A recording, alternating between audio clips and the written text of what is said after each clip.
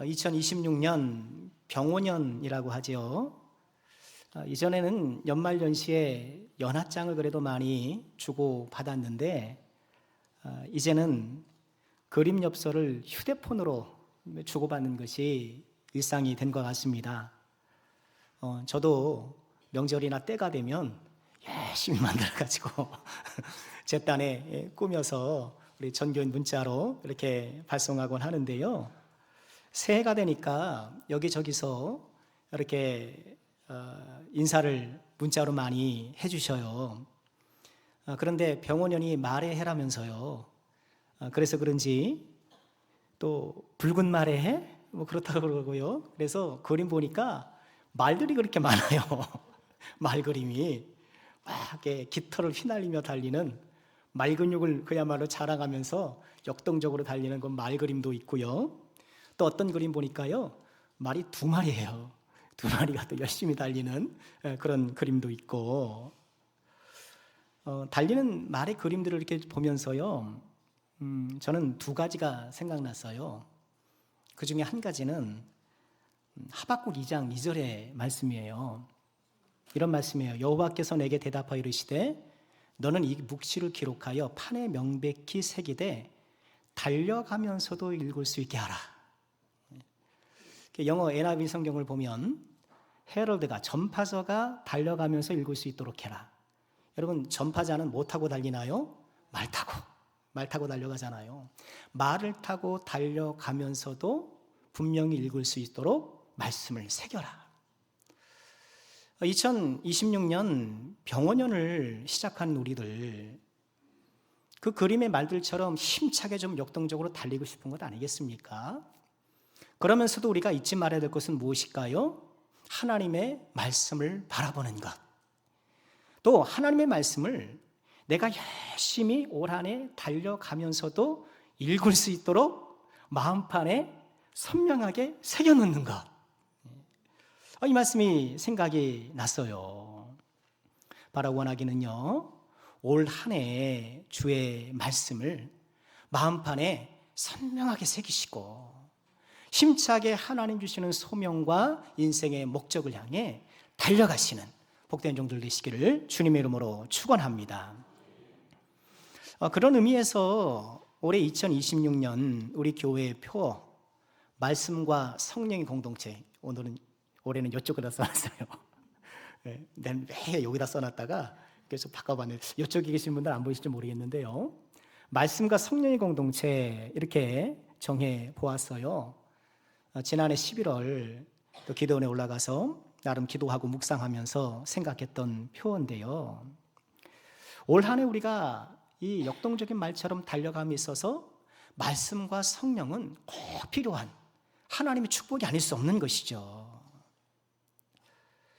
우리 남성교회는 말씀의 공동체가 되어야 합니다. 저와 여러분들은요, 말씀의 사람이 되어야 돼요. 그리스도인이 그리스도인으로서 특징되는 그것이 무엇일까요? 말씀에 입각해 살아간다는 거예요. 말씀은 그리스도인의 삶의 토대가 되죠. 왜 우리 이 시간에 이 자리에 함께 모여 있나요? 왜 모였어요? 어쩌다 보니까 그렇게 된 건가요? 주일 오전 11시만 되면 대한민국의 모든 크리스찬들이 자신의 교회로 이렇게 찾아서 꼬물꼬물 가잖아요. 저 하늘에서 이렇게 하나님 내려다 보시면 참 흐뭇하실 것이고 그럴 것 같아요. 사람들이 꿈쩍꿈쩍 하면서 자기 교회 찾아가잖아요. 제가 이제 서울에서 부목사 할 때 주일 아침에 이제 8시까지 이제 교회를 가요. 그렇게 가다 보면 종종 동네 산악회 분들을 만나요. 관광버스 딱 대절해 놓고 부릉부릉부릉 시동 걸어 놓고 이제 모이시는 거예요. 막 모이셔요. 막걸리 실었냐고 그리고 이것저것 준비했냐고 왁자지껄 하면서 이제 거기 올라타서 이제 등산 가려고 하는 거예요.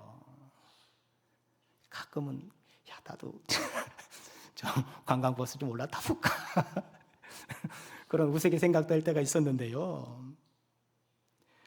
세상 사람들은 모처럼 휴일이다 하여서 다 자기 방식대로 인생 엔조이 하는데 우리는 왜 이 자리에 모여서 예배하나요? 하나님께서 일주일에 하루는 안식하고 하나님을 예배하라고 말씀하셨기 때문이에요. 또 우리는 쓰고 싶은 일도 많고 요즘 돈 벌기가 얼마나 어려워요. 그렇죠? 그런데 내 이 정해진 재정에서 아껴 11조도 하고 감성금도 하고 왜 그래요? 세상 사람들이 보면 좀 웃을 것 같아요. 돈을 내면서 다니네 그럴 거 아니에요. 돈 내면서 신앙생활하네 이럴 거 아니에요. 경제적으로만 생각해 보면 선뜻 이해하기 어려운 것일 수도 있어요. 근데 왜 우리가 그렇게 하나요? 하나님께서 그렇게 하라고 하셨으니까. 나를 힘들게 하는 사람에게 마음 같아서는 그저 나도 한번 좀 맞대응해서 똑같이 갚아주고 싶지만 그렇게 안 하는 것, 또 그렇게 하기가 주저되는 이유가 뭐예요? 용납하고 용서하라는 예수님의 말씀 때문이잖아요. 세상 사람들은 세상의 법망을 피해서 법고라지처럼 요리조리 피해가면서 편법과 불법을 사용하면서 자기 이득 취하는데 우리가 경제활동하면서 우리는 그러지 못하고 그런 세상 방식을 외면하고 그런 일이 있을 때 좀 물러서야 하는 이유가 뭔가요? 하나님 말씀 때문인 거예요. 이처럼 말씀은 그리스도인들의 가치관, 그의 성품, 인간관계, 라이프 스타일 모든 것의 토대예요. 내가 그리스도인 된다고 한다는 것은 이 말씀의 토대 삼아서 나의 생각과 성품과 생활에 변화를 일으키고 그 변화에 가는 과정인 것이죠. 예수 믿는 거예요.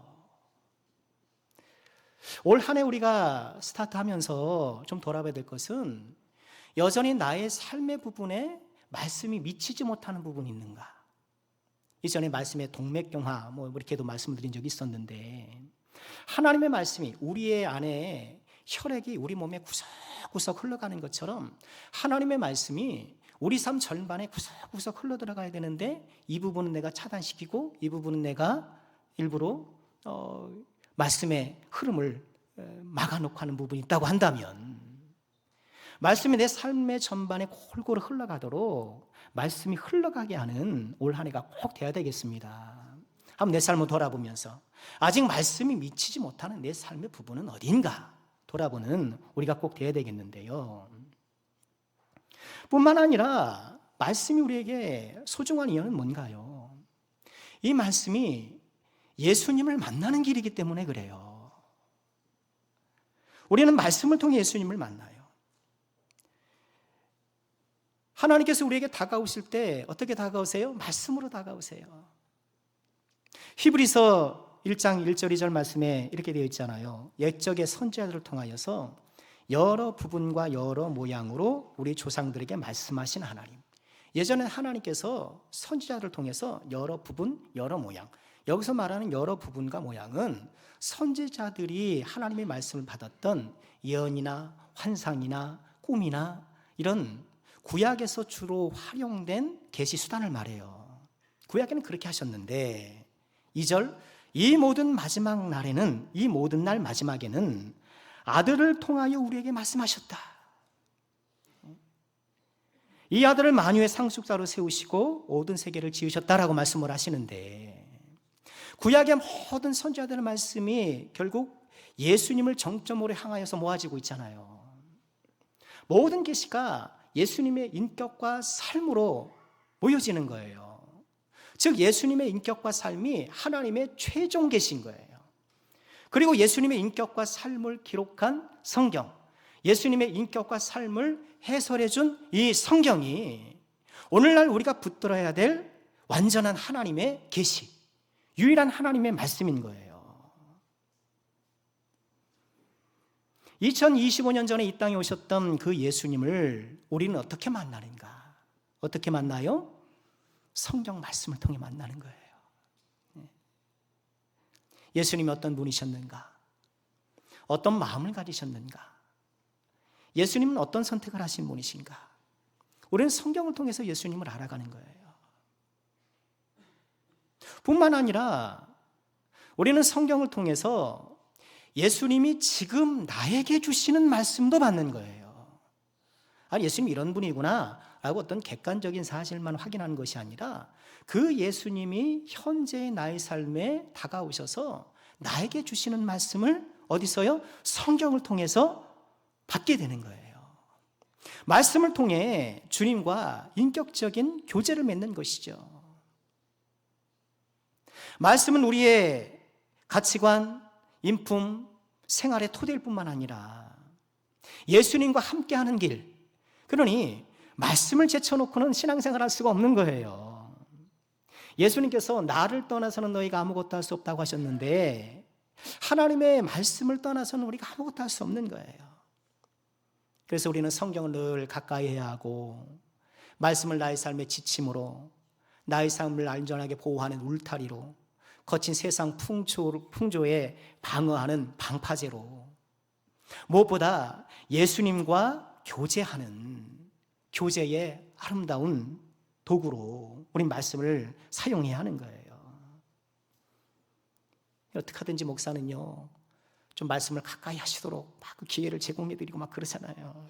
그러려고 애쓰는데 공동체 성경 읽기도 하고 성경 필사도 하고 여러분 주용한 양식도 하시고 매일 성경도 하시고 어떻게든지 나에게 적절한 방식들을 사용해서 말씀으로 주님 앞에 꾸준히 다가가야 돼요. 말씀의 성도가 되는 것. 우리 사랑하는 모든 주의 종들 2026년 지금까지 우리가 말씀 가운데 살아왔지만 2026년 더욱더 말씀의 사람이 되시길 주의 이름으로 축원합니다. 우리 교회가 말씀의 공동체가 되기를 주님의 이름으로 축원합니다. 또한 우리는 성령의 공동체가 되어야 되겠죠. 성령의 공동체가 되는 것이 너무 중요해요. 왜냐하면 좀 전에 말씀드린 것처럼 말씀이 우리 삶의 토대가 되는 것, 그리고 말씀을 통해 주님과 교제할 수 있는 것, 그 모든 것이 성령님 덕분이기 때문인 거예요. 제가 군에 있을 때 한 선임이 있었는데요, 제법 박식하고 여러 분야에게 관심이 있는 그런 사람이었어요. 어느 날 제가 신학생이었으니까 저에게 그렇게 말하더라고요. 성경이 궁금해서 본인이 4번 읽어봤대요. 저는 그때 당시 한 번도 제대로 못 읽었는데 성경을 알고 싶어서 4번 읽어봤대요. 근데 별게 없더래요. 별로 감이 없더라는 거예요. 4번 읽었는데. 아마도 그분은 성경은 무슨 소설책이나 판타지나 어떤 그런 문서로 생각했을 가능성이 높아요. 성경의 내용 보면 하나님께서 만물을 창조하실 때 말씀하시니까 막 생겨나고 막 그러잖아요. 막 생겨나죠. 홍해가 갈라지고 앞거는 처녀가 애를 낳았다는 거 아닙니까? 죽었던 사람이 3일 만에 되살아났다는 것 아닙니까? 이런 얘기를 보면 그런 얘기가 마음에 다가오겠느냐는 거예요. 왜 우리 학교 다닐 때 단군 신화 보잖아요. 단군 신화. 호랑이와 곰이 마늘을 며칠 동안 먹어야 되죠? 100일 동안. 동굴에서 마늘 먹으면 사람 된다는 걸 아닙니까? 근데 못 견디고 호랑이는 뛰쳐나온 것 아닙니까? 옛날에 제가 어떤 신문에 옛날에 만화가 많았었잖아요. 그 만화에 이런 내용이 있었어요. 거기 동굴에 들어갔던 호랑이와 곰. 근데 호랑이가 뛰쳐나온 거예요. 못 견디고. 그 만화책에서 뛰쳐나오더니만 주섬주섬 담배를 한 해 꺼내서 물어요. 담배를 푹 피는 거예요. 그 만화책에 뭐라고 써있냐면 호랑이 담배 피던 시절 이야기입니다. 그렇게 돼 있더라고요. 그렇게 재미있게 꾸몄던 모양인데, 단군 신화 읽으면서 우리가 감동받습니까? 야, 우리가 거기에 대해서 은혜 받고 막 그런가요? 그렇지 않잖아요. 그렇구나. 그 정도 아니겠어요? 그 의미를 파면 이런 의미가 있겠구나 하면서 지식적으로 감동할 수는 있겠습니다만, 아마도 그분은 우리가 단군 신화를 읽듯이 성경을 읽었던 것이 아니겠는가. 다시 말해 성령의 은혜를 몰랐던 거예요. 성령의 은혜 없이 말씀을 읽어봐야 소용이 없는 거예요. 엄밀한 의미에서. 바리새인들 서기관들 보십시오. 성경 척척 박사잖아요. 헤롯이 야, 메시아 어디서 태어나냐? 그때 1초도 망설임 없이 베들레헴이요. 성경 퀴즈 나오면 1등하는 사람들은 아닙니까? 척척 박사들이잖아요. 예수님 안 믿어요. 왜? 성령이 역사하지 않아서 그런 거예요. 한밤중에 예수님을 찾아왔던 니고데모 기억하시잖아요. 유대인 랍비잖아요. 랍비예요. 그 니고데모에게 예수님이 하셨던 말씀이 무엇인가요? 요한복음 3장 5절에 이렇게 말씀하잖아요. 같이 읽죠. 시작. 예수께서 대답하시되 진실로 진실로 내게 이르노니 사람이 물과 성령으로 나지 아니하면 하나님의 나라에 들어갈 수 없느니라. 유대인 랍비고 율법에 정통했지만 물과 성령으로 나지 아니하면, 성령으로 거듭나지 아니하면 하나님 나라 일을 알 수도 없고 경험할 수도 없다는 거예요. 성령이 아니면 성경이 다만 책이 아니라 하나님의 말씀으로 우리 안에 역사하고 우리 마음과 삶에 하나님의 나라를 일으키는 그 능력이 성령이라는 거예요. 여러분, 설교도 마찬가지 아니겠어요? 성령께서 역사하지 아니하시면 그저 강연이나 연설이에요. 여러분, 설교라는 이 형태가 그렇잖아요. 강연이나 연설의 형식을 취하잖아요. 그런데 강연과 연설이라고 그러면 그러지 않아요. 하나님의 말씀을 선포하는 시간이고 하나님의 말씀을 듣는 시간이에요. 그런 의미에서 예배는 사건이고 설교 시간은 사건이에요. 설교가 하나님의 말씀으로 선포되고 들리는 것, 성령 때문인 거예요. 고린도후서 3장 6절에 이런 말씀 있잖아요. 제가 일전에도 인용했는데, 그가 또한 우리를 새 언약의 일꾼들에게 만족하게 하셨으니 율법 조문으로 하지 아니하고 오직 영으로 함이니. 같이 읽을까요? 율법 조문은 죽이는 것이요 영은 살리는 것이다. 여러분, 율법이 악한 게 아니잖아요. 하나님 주신 건데 왜 악합니까? 그런데 성령이 함께 하시지 아니하시면 율법 조문은 죽이는 거예요. 아무것도 아닌 거가 아니에요. 죽이는 거라는 거예요. 독약이라는 거예요. 오히려 성령께서 함께 하지 아니하시면 아무리 그럴듯한 기승전결을 해서 이게 설교를 꾸민다 하더라도 생명 역사가 나타날 수 없다는 거예요. 여기서 오해하지 말아야 될 것이 있어요. 뭐냐 하면 이 성경은요, 지금 성경이 없네요. 성경은 성령의 역사가 있을 때만 하나님의 말씀이 되는 게 아니에요. 성경 이 자체가 하나님의 말씀인 거예요. 이거 기억해야 돼요. 어떤 신학은요 그렇게 생각해요. 성경은 그냥 책인데 성령이 역사해서 우리 안에 올 때 그때 하나님의 말씀이 된다라고 얘기를 해요. 하나님의 말씀이 되는 게 아니라 하나님 말씀이에요. 하나님 말씀이에요. 이 하나님의 말씀이 나에게 살아있는 하나님의 말씀으로 들리고 역사하게 하는 것이 성령님인 거예요. 그러므로 말씀과 성령은 기차의 두 레일이에요. 우리 믿음의 이 구원의 열차는 말씀과 성령의 두 레일 위에서 우리가 달려가는 거예요. 그 사실을 잘 보여주는 것이 오늘 6절의 말씀이에요. 우리 6절 말씀 우리 같이 한번 읽을까요? 시작. 또 너희는 많은 환난 가운데서 성령의 기쁨으로 말씀을 받아 우리와 주를 본받은 자가 되었으니. 성령의 기쁨으로 말씀을 받았다. 성령과 말씀의 이 조화로운 역사를 통해 결국 뭐예요? 주를 본받는 자가 되었다. 여러분, 이 6절 말씀이 우리의 이 목적이 되는 말씀이 되어야 되지 않을까요? 정말 우리가 소망해야 될 말씀이 아닐까요? 그러고 보니까 데살로니가전서가 이 3년째 주제표가 나온 말씀이에요. 우리 2024년 표가 뭐였죠? 믿음, 사랑, 소망이 가득한 교회. 3절 말씀을 우리가 같이 묵상해서 믿음의 역사, 사랑의 수고, 소망이 있네. 기억하시죠? 네. 그리고 작년에 우리 표현은 뭐였어요? 항상 기뻐하라, 쉬지 말고 기도하라, 범사에 감사하라. 그것도 어디였어요? 5장, 그죠? 16절이야 말씀인데 3년 연속 데살로니가에서 우리가 말씀 묵상하게 되었는데, 여러분 데살로니가는 바울 사도가 2차 전도 여행, 우리 사도행전 성경 퀴즈 기억하시죠?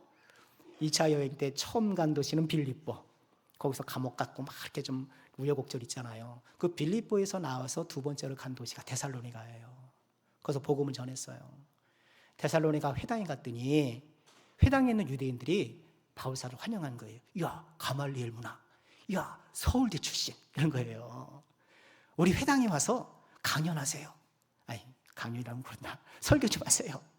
3주 동안 하세요. 3번 안식일에 데살로니가 회당에서 말씀을 전해요. 예수님을 전해요. 근데 유대인들이 가만히 들으니까 이상한 거예요. 뭐 예수?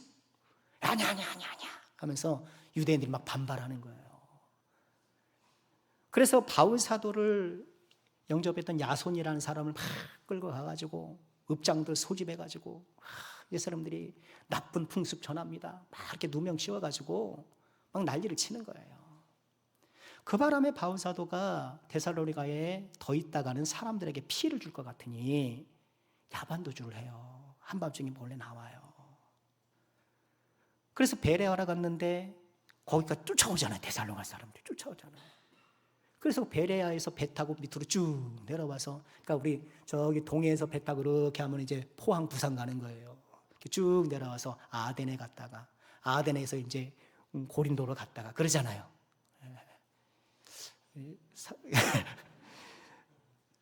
시험 끝났으니까 뭐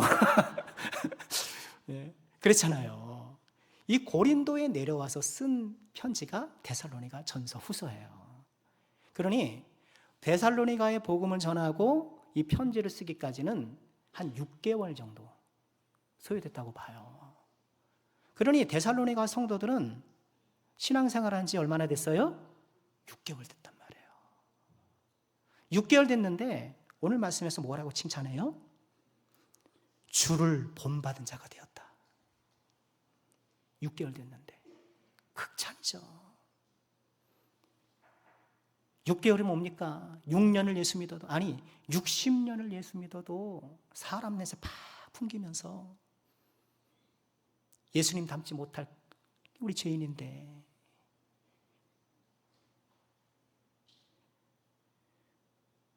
그 비결이 뭐예요? 성령의 기쁨으로 말씀을 받더라. 데살로니가 교회가 6개월에 아주 신생교회이지만, 신생성도지만 말씀과 성령의 공동체가 되었더라는 거예요. 그랬더니 주를 믿는 그 믿음이 주를 본받는 믿음이 되었다는 거예요. 성령의 역사로 하나님의 말씀이 우리에게 하나님의 말씀으로 역사하게 되는 것, 성령의 역사를 통해서 우리는 성령의 은사도 체험하고 성령의 열매도 맺고, 성령이 없으면 우리가 아무것도 할 수 없는 거예요. 성령께서 어떤 분이십니까? 하나님께서 우리의 삶을 섭리하신다고 우리는 다 믿잖아요. 그렇죠? 하나님께서 섭리에 촘촘한 그물망으로 우리 삶을 다 인도하시잖아요. 하나님의 섭리를 실행하시는 분이 성령님이신 거예요.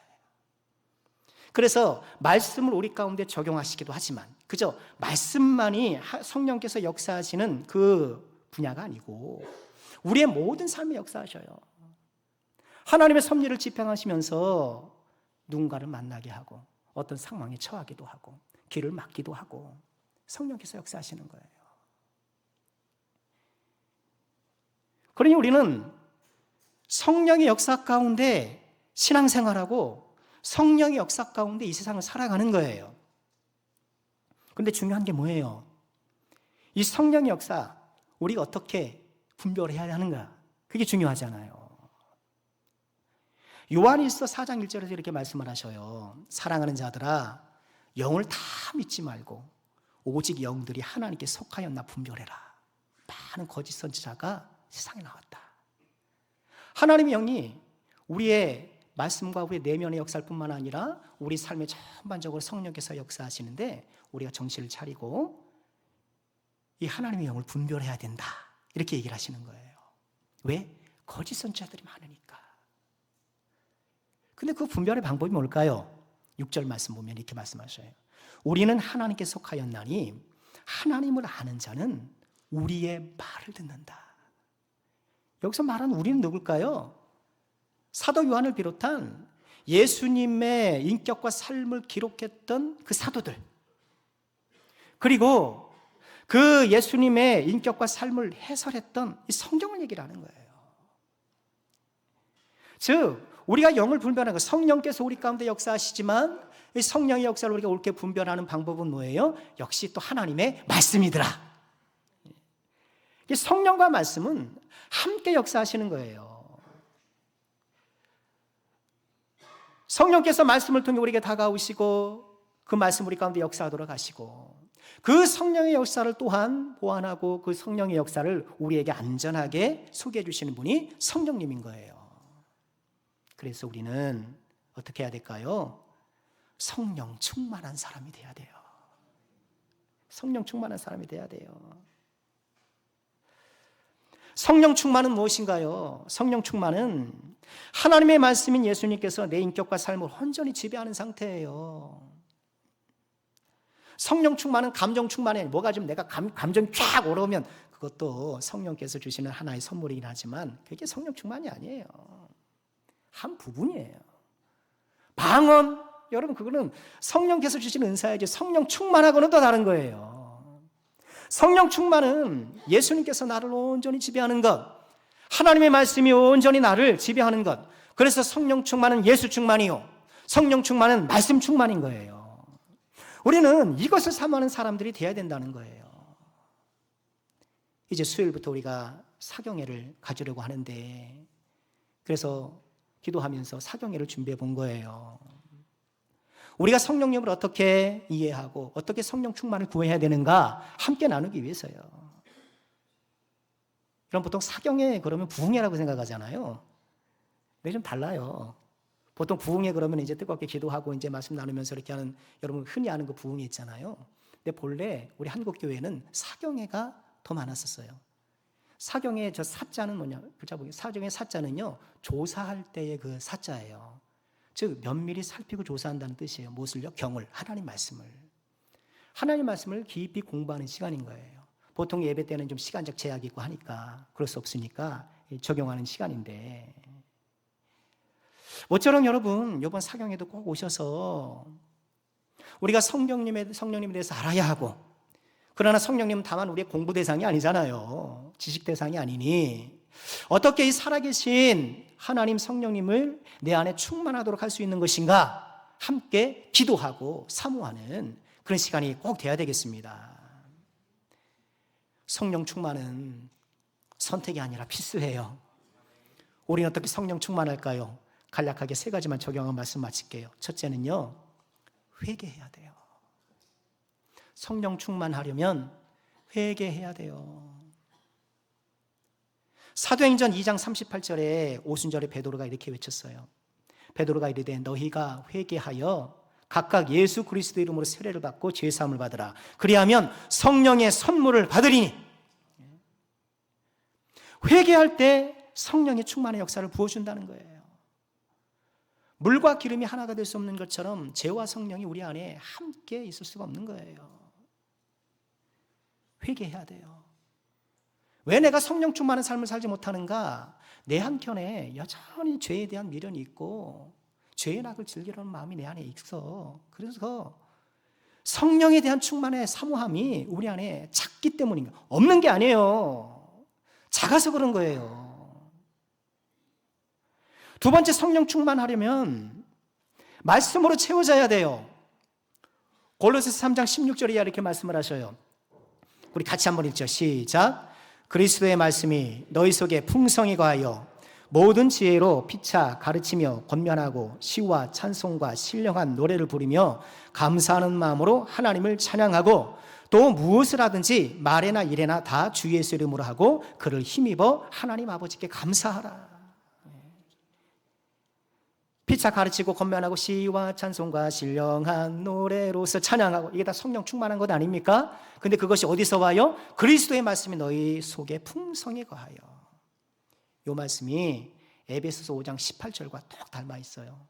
에베소 5장 18절에 이렇게 말씀하세요. 술 취하지 말라. 이는 방탕한 것이 오직 성령으로 충만함을 받으라 하면서 19절 보실까요? 시와 찬송과 신령한 노래로 서로 화답하고 너희 마음으로 주께 노래하며 찬송하며. 아까 거랑 똑같죠. 골로새서에서는 말씀이 풍성히 거하여, 에베소서에서는 성령의 충만함을 받으러. 표현만 바뀌었을 뿐이지 같은 내용이라는 거예요.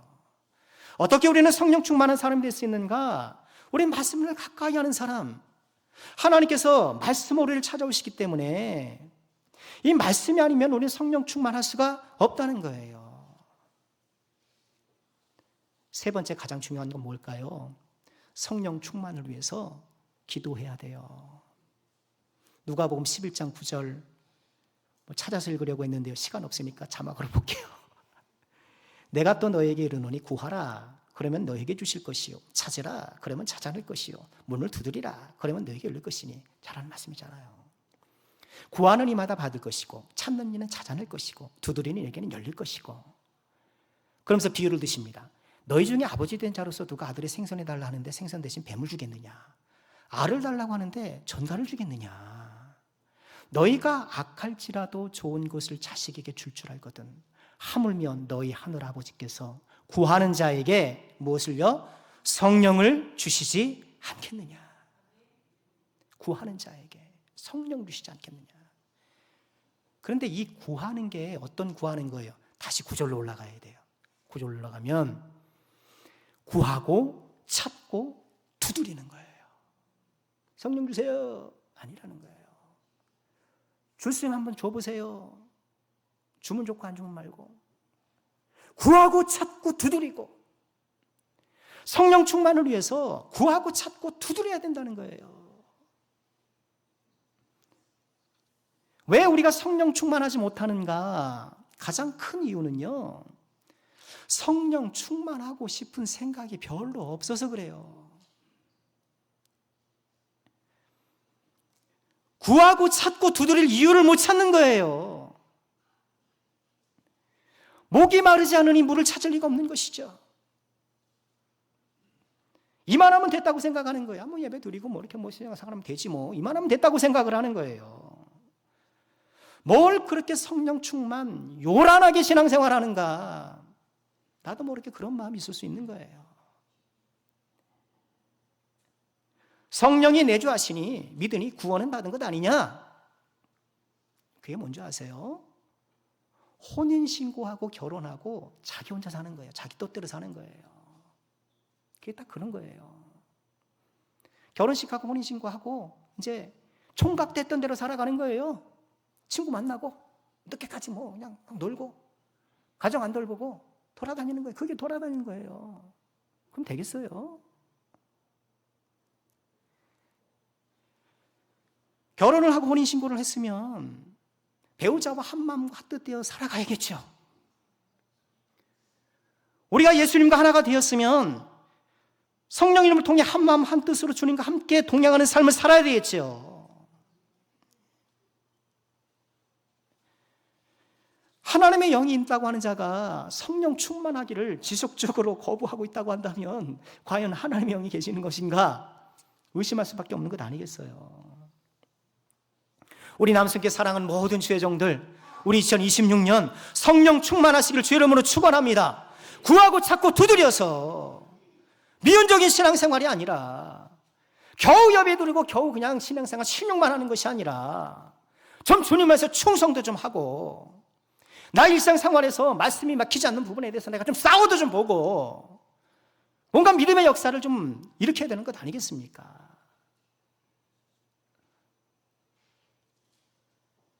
말씀을 마치려고 합니다. 설교 시작 전 시작 전이 아니네요. 시작하면서 서두에 말그림 문자 받으면서 두 가지가 생각났다 그랬죠. 하나는 하박국 2장 2절이었고 또 하나는 그 붉은 말을 보니까 여러분 뭐가 생각났어요? 저는 관우의 적토마가 생각나더라고요. 적토마. 근데 적토마의 토자가 토끼 토자예요. 흑토인 줄 알았는데 토끼 토자더라고요. 토끼처럼 빨라서 그랬다. 아니면 생김새가 어딘가 모르게 토끼랑 비슷했다. 뭐 이런 설이 있다는 것 같아요. 삼국지 소설에 보면 적토마의 처음 주인은 누굴까요? 동탁이에요. 동탁이 적토마 소유자예요. 근데 동탁이 여포를 포섭하기 위해서 적토마를 선물로 줍니다. 그게 여포의 말이 돼요. 근데 여포가 조조한테 죽잖아요. 조조의 소유가 돼요. 조조가 관우를 정말 사모했잖아요.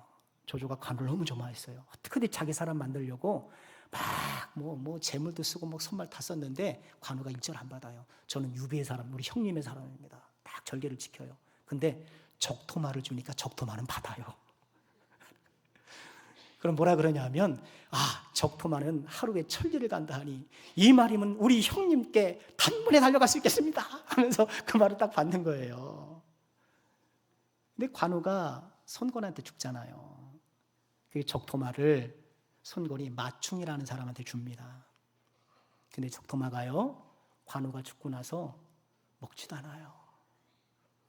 밤낮 말이 하고 슬피 울부짖어요. 그리고 죽었어요. 자기 주인 관우에 대한 신의를 지켰다. 소설이니까. 그 역사적 시간이 30년 된대요. 30년 되니까 뭐 말이 30년을 살았겠습니까? 소설인데. 적토마의 진정한 주인이 누구였어요? 관우였어요. 동탁도, 여포도, 조조도, 마충도 적토마의 진짜 주인이 아니었어요. 여러분 우리 가운데 우리에게 주인 행세하려는 것들이 너무 많잖아요. 이 세상을 살다 보니 내 어깨에 잠시 좀 태워야 될 것들이 가끔 있는 것 같아요. 그러나 우리의 진정한 주인은 누구세요? 예수 그리스도. 예수님이 진정한 주인. 적토마가 이 관우에게 신의를 보인 것처럼 여러분 우리도 나의 진정한 주인이신 우리 예수님께 믿음의 신의를 보이는 그런 사람이 되어야 되지 않을까요? 그 주님을 태우고 힘차게 달려가는 2026년 믿음의 적토마 저 여러분이 되어야 되지 않을까요? 말씀과 성령의 사람 되는 것. 말씀과 성령의 사람, 말씀과 성령의 공동체가 되어서 언제가 주님 앞에 서는 날 칭찬받고 상급받는 우리 사랑하는 모든 죄종들 되시기를 주님의 이름으로 축원합니다.